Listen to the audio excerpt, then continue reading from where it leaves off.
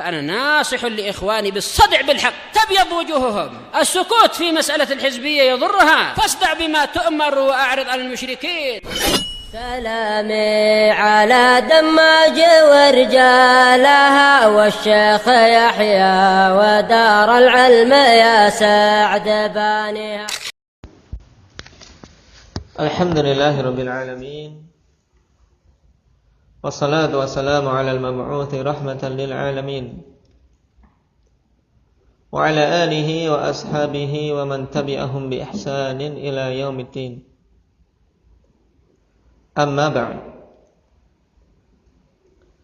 Setelah kita murajaah tadi mengenai pembahasan salat rawatib, baik asal maknanya maupun jumlahnya, yang disebutkan dalam hadis Ibnu Umar dan Ummi Habibah.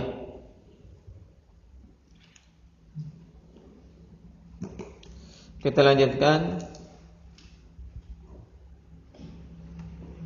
Qala faqad zada at-Tirmidzi fi riwayati hadits Ummi Habibah al-Madhi arba'an qabla adh-dhuhri wa rak'atain ba'daha wa rak'atain ba'da al-maghrib wa rak'atain ba'da al-isya wa rak'atain qabla salatil fajri. Ini telah kita baca perincian 12 rakaat dalam hadits Ummi Habibah.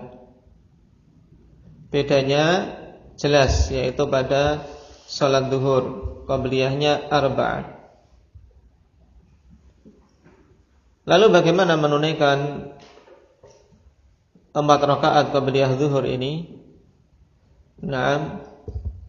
Yang paling utama ikhwani fillah, berdasarkan keumuman salat-salat sunnah Nabi sallallahu alaihi wasallam, yang dilakukan 2 rakaat, maka ini yang hendaknya dijaga, yaitu 2 rakaat. Rasulullah sallallahu alaihi wasallam mengatakan salatul laili mathna. Salat malam itu 2 rakaat. Walaupun hal ini berhubungan dengan salat malam, tapi kalau kita perhatikan pengamalan salat sunnah Rasul sallallahu alaihi wasallam di siang hari pun dilakukan 2. Salat duha 2 rakaat. Tidak kemudian langsung seseorang melakukan 8 rakaat tanpa salam antara 2 rakaatnya. Demikian pula untuk 4 rakaat qabliyah zuhur ini, seorang yang paling bagusnya melakukan 2 rakaat, yaitu 2 rakaat salam, 2 rakaat salam. Diperbolehkan untuk melakukan 4 rakaat secara langsung berdasarkan zahir dari hadis, karena ada kemungkinan untuk melakukannya secara langsung tanpa ada salam ketika telah mendapatkan 2 rakaat. Berarti 4 rakaat dengan 1 salam. Namun ikhwani fillah, ini kalau seorang ingin melakukannya maka lebih sedikit, dalam artian jarang-jarang saja, tanpa ada tahiyat awal tentunya. Jadi 4 rakaat langsung tanpa tahiyat awal. Namun yang hendaknya dijaga sekali lagi untuk dilakukan secara kesinambungan, 2 rakaat salam, 2 rakaat salam. Qala wa lima thabata fi sahih min hadits Aisyah radhiyallahu anha qalat kana an-nabiy sallallahu alaihi wasallam la yad'u arba'an qabla adh-dhuhri. Dan juga berdasarkan hadits Aisyah yang diriwayatkan dalam As-Sahih, yang dimaksud dengan As-Sahih di sini adalah Sahih Bukhari. Karena kalau kita dapati perkataan dalam kitab-kitab ikhwani fillah atau perkataan para ulama wa fis sahih punya 2 kemungkinan, Sahih Bukhari atau Sahih Muslim. Atau bahkan terkadang kalau dicek ternyata ada dalam Sahihain, dalam Sahih Bukhari dan Muslim pada kedua-duanya. Dan biasanya ibarat ini afis sahih untuk menunjukkan seseorang ragu-ragu, dalam artian dia yakin hadits ini antara Sahih Bukhari atau Muslim atau kedua-duanya, maka dia katakan wafis sahih. wa fi sahih. Dari Aisyah radhiyallahu anha ummul mukminin, afqahu nisa'il alamin atau nisa'i hadhil ummah, wanita yang paling faqih di kalangan umat ini. Beliau mengatakan adalah dulu Nabi SAW tidak meninggalkan 4 rakaat sebelum zuhur. Naam, ini menunjukkan Rasulullah SAW menjaga salat-salat tersebut. Dan di sana ikhwani fillah ada hadis yang lain yang juga sabit. Naam, dari hadis Abi Hurairah radhiyallahu anhu. Naam, bahwasanya man hafadha ala arba'in qabla adh-dhuhri wa arba'in ba'daha, apa keutamaannya Ahmad? Ausima minan nar, ahsanta. Maka dia dijaga dari api neraka.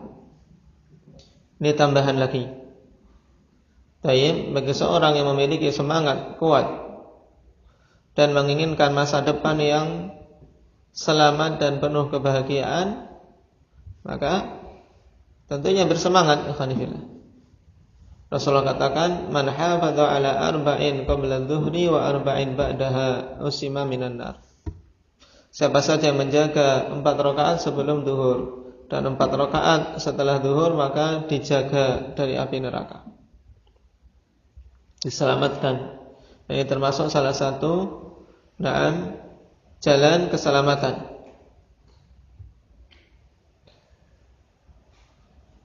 Berarti tingkatannya ikhwani fillah, kalau kita perhatikan ada 3 tingkatan dalam menjaga salat-salat rawatib ini. Yang pertama ini minimalnya, yaitu berapa? 10. Kemudian kalau seorang menginginkan yang lebih utama lagi, 12. Kemudian yang lebih utama lagi berapa? 14. Karena 14 ini tentunya dia telah mendapatkan keutamaan yang 12 tadi, karena dia menjaga 12 rakaat, ditambah ada hadis khusus tentang 4 rakaat setelah zuhur dan 4 rakaat sebelum zuhur, mendapatkan penjagaan dari api neraka. Nasallallahu ta'ala min fadlih. Kemudian wa akadu hadhihi rawatib raka'atul fajri wa huma sunnatul fajril qabliyah. Dan yang paling kuatnya dari salat-salat sunnah rawatib ini, apa tadi? Yang paling kuat, yang paling ditekankan, jangan sampai seorang ketinggalan, jangan sampai seorang tidak melakukannya. Kan ini salat sunnah rawatibah yang paling kuat, yaitu raka'atul fajri, 2 rakaat fajar.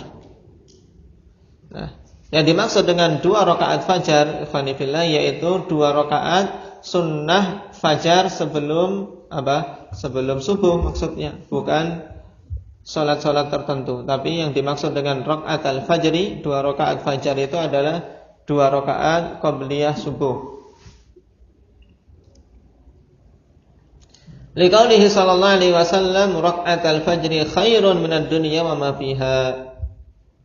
Berdasarkan sabda Nabi sallallahu alaihi wasallam, 2 rakaat fajar itu lebih bagus daripada dunia dan seisinya. Subhanallah. 2 rakaat fajar. Padahal 2 rakaat ini sunnahnya dilakukan secara ringan. Sampai-sampai Ummul Mukminin Aisyah radhiyallahu anha mengatakan apa? Bahwasanya Rasulullah sallallahu alaihi wasallam ketika melakukan 2 rakaat fajar ini dilakukan secara khafif. Beliau katakan, la adri aqra'al bi ummil Qur'an aw la. Aku tidak tahu apakah beliau membaca Ummul Quran atau tidak. Dalam artian apa? Karena saking ringannya Nah, padahal biasanya salat sunnah Rasul sallallahu alaihi wasallam panjang. Nah, apalagi dalam salat malam beliau. Cuma dalam 2 rakaat qabliyah subuh ini dilakukan secara ringan. Nah, dilakukan secara ringan, walaupun tentunya membaca Fatihah tidak. Baca Fatihah tidak, Pak Arif? Mesti baca. Nah, mesti baca. Karena tidak akan sah salat tanpa membaca Al-Fatihah. Sehingga 2 rakaat fajar ini harus dijaga. Dalam artian kita usahakan menjaga, bukan keharusan dalam artian wajib. Karena bagaimanapun juga dia tetap sunnah, cuman tidak pantas bagi ahli sunnati wal jamaah meninggalkan sunnah yang utama ini. Tayyib, yang sampai-sampai pahalanya lebih bagus daripada dunia dan seisinya. Makanya yang biasa masih telat-telat bangunnya, melakukan masih bolong-bolong 2 rakaat fajar ini, harus dia berusaha menundukkan dirinya, mengatur waktunya bagaimana bisa bangun. Wali qauli Aisyah radhiyallahu anha an hataini rak'atain, dan juga berdasarkan perkataan Aisyah radhiyallahu anha tentang 2 rakaat ini. Walam yakun yad'uhuma abada. Adalah Rasulullah sallallahu alaihi wasallam tidak pernah meninggalkan keduanya selama-lamanya. Tayyib, dalam riwayat Bukhari. Jadi Aisyah tidak mengkhabarkan tentang Nabi sallallahu alaihi wasallam bahwasanya Nabi tidak pernah meninggalkan 2 rakaat fajar ini selama-lamanya. Baik ketika beliau mukim maupun ketika safar. Padahal salat-salat rawatib yang lain, ikhwanifillah, sunnahnya ketika safar apa? Tidak dikerjakan. Dan salat-salat sunnah rawatib ketika seorang safar tidak dikerjakan, ikhwanifillah. Misalnya seorang menghadiri daurah cuma sehari 2 hari, maka ya dia tidak melakukan salat sunnah rawatib.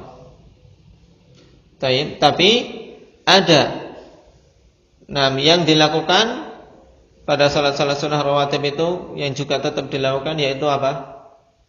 2 rakaat sebelum subuh, ya. Ini harus bedakan, bedanya dengan orang yang berlima tidak ikut-ikutan toh.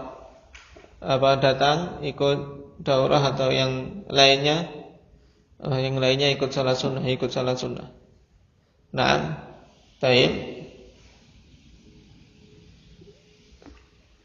Selain qabliyah subuh, maka sunnahnya tidak dilakukan ketika seorang safar. Ini salat rawatib. Tapi beda dengan salat-salat sunnah yang lain, jangan dipukul rata dalam artian tidak salat sunnah sama sekali. Salat duha, salat witir tetap dilakukan baik ketika mukim maupun ketika safar. Tapi berhubungan dengan salat rawatib, ketika safar tidak dilakukan kecuali 2 rakaat subuh ini. 2 rakaat subuh. Atau dalam artian 2 rakaat qabliyah subuh maksudnya.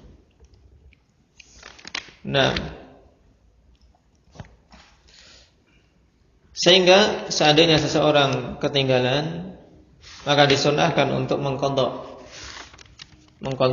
2 qabliyah subuh dan salat-salat sunnah yang lain yang biasa dilakukan. Bukan cuma qabliyah subuh saja, ikhwanifillah. Bahkan hadis tentang masalah qadha salat rawatib itu datang pada apa? Ratibah zuhur. Tatkala datang kepada Rasulullah sallallahu alaihi wasallam para tamu, yang Rasulullah sibuk untuk mendakwai mereka, sehingga beliau tersibukkan dari melakukan salat qabliyah zuhur atau ba'diyah zuhur. Dalam hadis ada keraguan-keraguan. Maka Rasulullah sallallahu alaihi wasallam qadha setelah asar. Beliau qadha setelah asar. Sehingga karena Rasulullah melakukan salat sunnah setelah asar menimbulkan keheranan pada sebagian sahabat. Bagaimana Rasulullah melarang untuk melakukan salat setelah asar, kok dia malah melakukannya setelah asar. Maka istri Nabi sallallahu alaihi wasallam yang melihat langsung perbuatan Rasul sallallahu alaihi wasallam tadi bertanya dan dijelaskan oleh Rasul sallallahu alaihi wasallam asal muasalnya. Bahwasanya yang dilakukan itu bukan salat ba'diyah asar tapi apa? Salat ratibah zuhur yang diqadha. Tapi karena kekhususan Nabi sallallahu alaihi wasallam kalau sudah melakukan suatu salat ikhwani fillah atsbataha.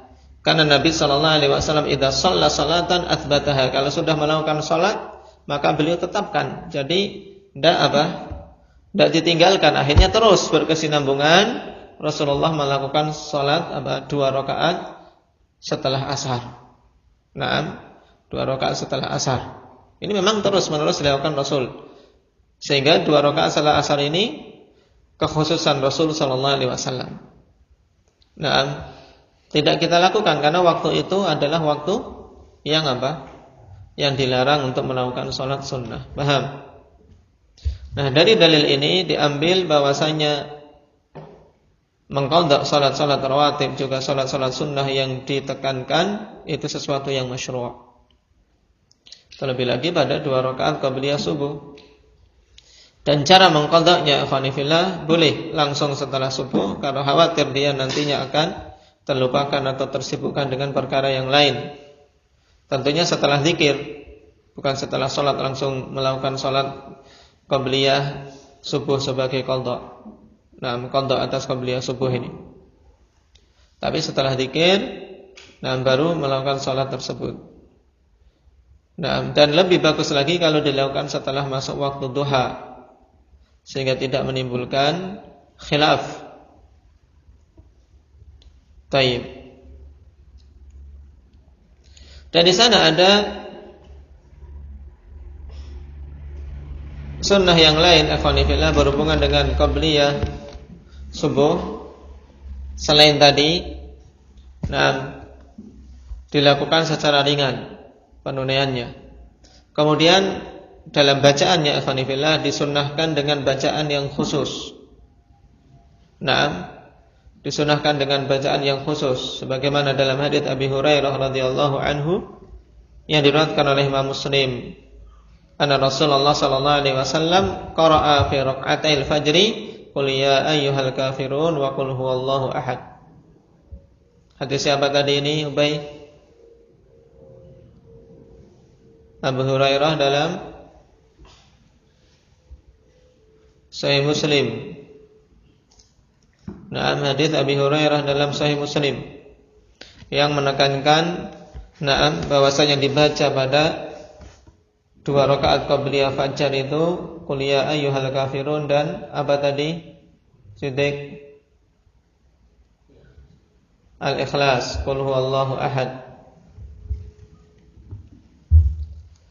Kemudian datang juga hadis dari Ibnu Abbas radhiyallahu anhuma dalam Sahih Muslim juga.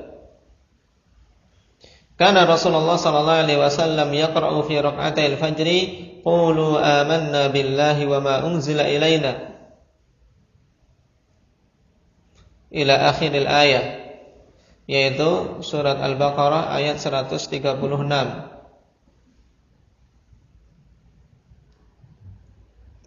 Dan wallati fi Ali Imran, dan ayat yang ada pada surat Ali Imran, yaitu ta'alau ila kalimatin sawa'in bainana wa bainakum.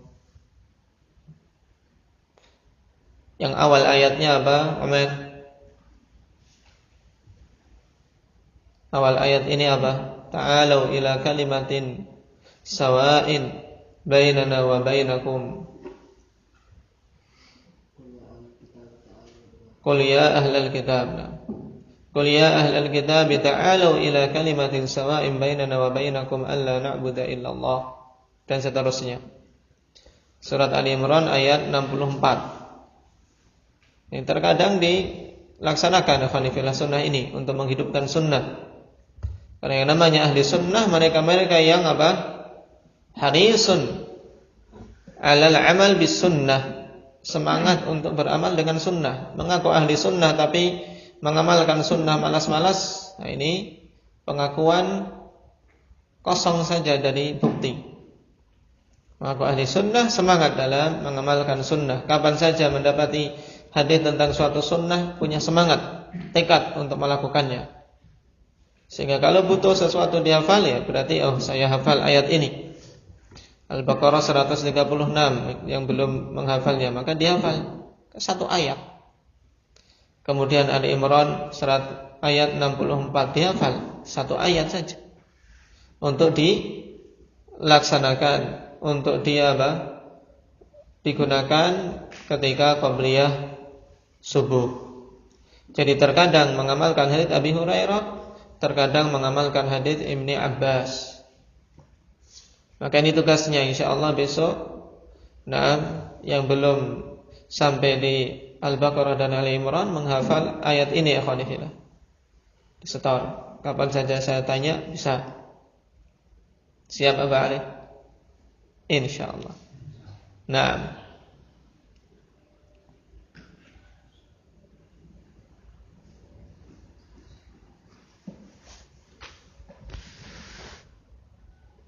Kemudian yang ketiga,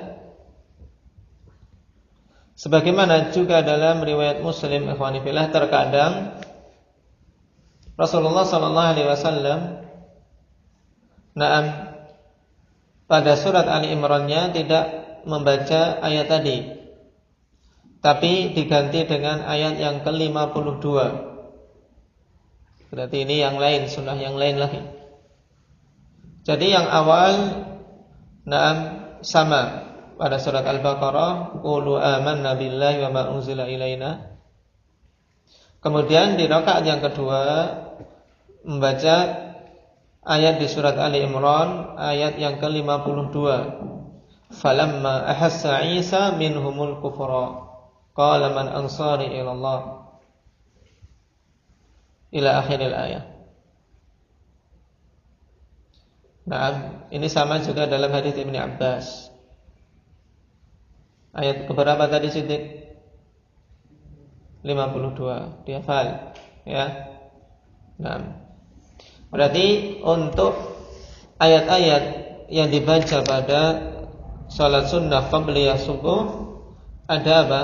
Ada 3 macam, sunnahnya ada 3 macam. Dan yang paling utama, seorang terkadang ini, terkadang itu, terkadang yang lainnya, yang ketiga ini. Sehingga seorang menghidupkan sunnah Rasul sallallahu alaihi wasallam. Jangan seumur hidup cuman yang dibaca satu jenis saja, yaitu Al-Kafirun dan Al-Ikhlas. Walaupun padanya khair, tapi lebih bagus lagi karena apa? Selain dia mengamalkan sunnah, juga ada tambahan lain. Tatkala manusia meninggalkannya, ada pahala apa? Menghidupkan sunnah, ihya'us sunnah. Dia menghidupkan sunnah yang ditinggalkan oleh kebanyakan manusia, sehingga pahalanya lebih besar. Pahalanya lebih besar. Cuma satu ayat, satu ayat. Yang pertama ayat 136 dari surat Al-Baqarah. Kemudian rakaat kedua, ya ahlal kitab ta'alu ila kalimatin. Kemudian cara yang ketiga, kaifiyah yang ketiga apa? Sama, masih ayat di surat Al-Baqarahnya, tapi yang sama, yang di Al-Baqarahnya sama, kemudian yang di Ali Imran diganti dengan apa? Ayat ke-52, ya kan?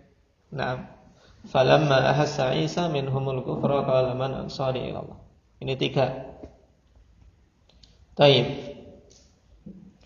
Kemudian juga untuk qabliyah subuh ada perkara yang lain akhwanillah yang disunahkan, yaitu ittija'.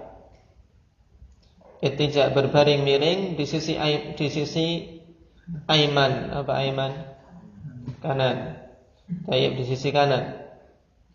Dan ini kebanyakan cara tidur Rasul sallallahu alaihi wasallam akhwanillah, tidur miring ke sisi kanan. Dan disunahkan setelah seorang melakukan 2 rakaat qabliyah subuh untuk tidur miring di sisi kanan. Namun hal ini ikhwanillah disunnahkannya bagi orang yang butuh. Dalam artian dia butuh untuk istirahat karena sudah melakukan sholat malam lama, kemudian persiapan untuk sholat subuhnya. Juga dengan syarat tidak khawatir dia terlelap.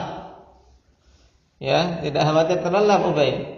Nah, jangan sampai saya mau menghidupkan sunnah, sudah sampai terbit matahari. Nah, saya hilang salat subuhnya. Nah, hilang salat subuhnya. Berarti intija ini disunahkan bagi tadi yang membutuhkan dan yang berada di rumah. Ini juga penting. Terkadang sebagian talibul ilm keliru ingin menghidupkan sunnah tersebut tapi melakukannya di masjid. Ini salah.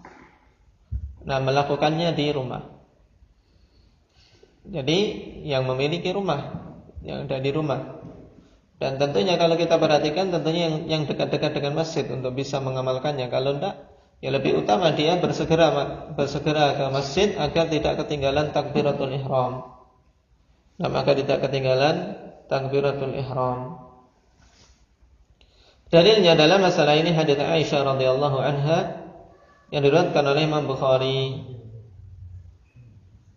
Kana Rasulullah sallallahu alaihi wasallam idza sakata al-muadzin bil ula min salatil fajr qama faraka'a rak'atayn khafifatayn qabla salatil fajr ba'da an yastabina al-fajr thumma ittaja'a ala shikkihi al-ayman hatta ya'tiyahu al-muadzinu lil iqamah.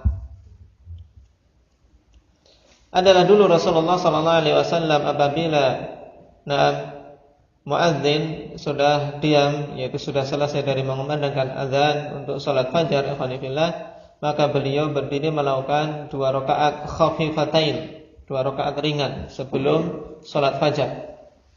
Setelah jelasnya fajar, kemudian baru tidur miring di sisi kanan sampai datang muadzin memberitahu beliau untuk iqamah. Jadi yang memberitahu ikhwanifillah kalau memang terlalu lama ya muadzin memberitahu untuk iqamah. Bahwasanya manusia sudah berkumpul dan seterusnya. Ini sunnah. Tapi tanbih sebagaimana tadi dilakukannya di rumah ikhwanifillah. Ya tidur baring-baring saja, tidak sampai terlelap. Baring-baring miring, tidak sampai tidur terlelap karena waktunya singkat. Namun apabila seorang tidak ngantuk, tidak capek, maka ya manfaatkan waktunya untuk membaca Al-Quran lebih utama, jelas. Nah, apalagi yang bangunnya setelah adzan kedua jauh, misalnya, tidak ada kantuk, masih semangat ya. Gunakan waktunya untuk qiraatul Quran, untuk membaca atau juga untuk berdoa karena waktu itu waktu yang utama untuk berdoa. Jangan sampai seorang tertipu oleh syaitan karena syaitan di antara salah satu triknya juga untuk mengelabui manusia agar meninggalkan yang utama dengan melakukan sesuatu yang lebih rendah. Sama-sama sunnah. Cuman kalau seorang tidak butuh untuk baring miring dalam kondisi semangat, ya sudah baca Al-Quran, berdoa karena waktu itu waktu yang utama untuk berdoa bainal adzan wal iqamah. Taib. Barakallahu fikum. Ini berhubungan dengan salat rawatib. Naktafi bihadza, subhanakallah wa bihamdika.